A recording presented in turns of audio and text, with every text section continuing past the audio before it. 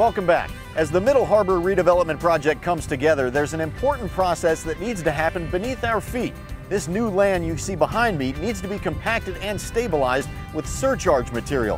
Now I'm going to go to the expert here, Tom Baldwin, and find out just what that is. I have no idea what surcharge material is, Tom. Well, Sean, surcharge material is simply soil that's been placed on top of the fill. And typically you place about 20 to 25 feet of soil, and it's the weight of that soil on top of the fill that helps consolidate and compress the lower levels of the fill. Now, why is that so important? What were to happen if you didn't do this all correctly? If you didn't do it correctly, what would happen is after you redevelop the terminal, and you would be subject to long-term settlement issues. So if you were building a building out here, you might have settlement of the building.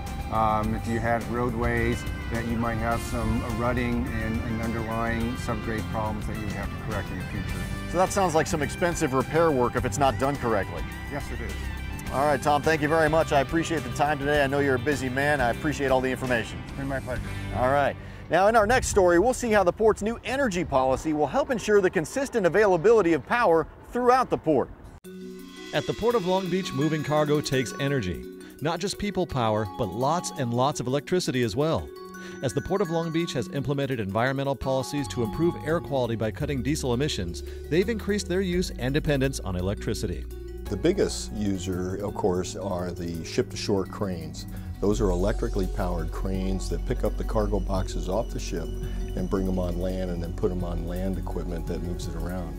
And then lights. These are 300-acre terminals, so there has to be proper illumination, and so you'll see throughout the entire terminal area a well-lit parking lot, basically.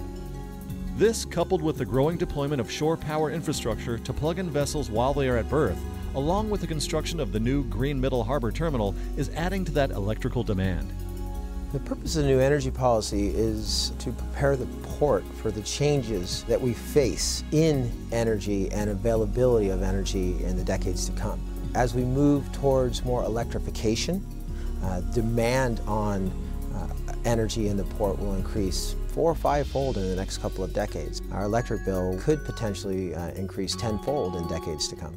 To ensure that there is a systematic approach to the production, storage, distribution, and consumption of electricity throughout the entire port, the Long Beach Board of Harbor Commissioners adopted a groundbreaking energy policy.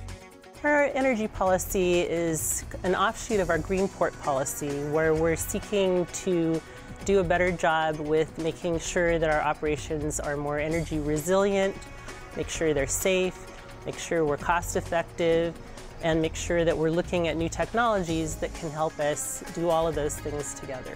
While the specific technologies and strategies for energy efficiency and resiliency will be developed and rolled out over time, there are 2 examples that show how that policy will impact day-to-day practices. A big demand of the power is the lighting. And an existing technology that exists now is to replace older lights with LED lights. These are cool lights. They take much less energy to illuminate an area. Another energy savings program is to work with the terminal operators for their buildings. These are basically computer-driven programs that look at the electrical usage within a building and can zone areas differently. For instance, an in-motion room. The lights go off when you're not in the room, the lights come on when you're in the room using it. These are systems that exist out there. It's a matter of just building them into the facilities that we have on the terminals. Another key element of this policy is making sure that in case of any emergency, the port can continue operations. It really is about being prepared. When you look at Hurricane Sandy and the impact on New York and New Jersey, effectively shut those ports down for more than a week. We simply cannot allow that to happen in this very important international gateway, the San Pedro Bay Ports Complex. Like the Green Port policy that brought on board the Clean Trucks program, the Green Flag program, and numerous other innovative environmental programs that have reduced diesel emissions by over 81% since 2005, the energy policy will allow the port to continue growing while ensuring business continuity and sustainability. To find out more about the energy policy, visit polb.com.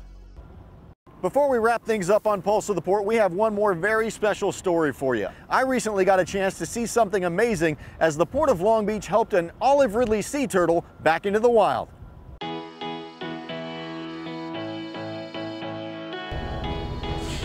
The Aquarium of the Pacific in Long Beach is a close neighbor to the Port of Long Beach, and some of the marine wildlife you can see up close and personal inside can be found right here in our harbor. Now, what makes this morning so special is the port is joining the aquarium, NOAA's Marine Fisheries Service, and Harbor Breeze Cruises to release an endangered olive ridley sea turtle back into the wild. The Aquarium of the Pacific was able to help this turtle, and they needed help in getting it back to its natural habitat. And we're here, we're going around the harbor all the time anyway, so this is an easy kind of taxi ride for us, and we're delighted to help. All 7 sea turtle species are listed in the Endangered Species Act, so saving the life of one turtle makes a big difference. We partnered with National Marine Fisheries, the Department of NOAA, who has a permit from the Southwest Fisheries Science Center to tag sea turtles, a certain number each year. We can't just do it indiscriminately. So they came, they helped us put this tag on this animal and partner with us to try and find out how this animal might be using its habitat out in the wild.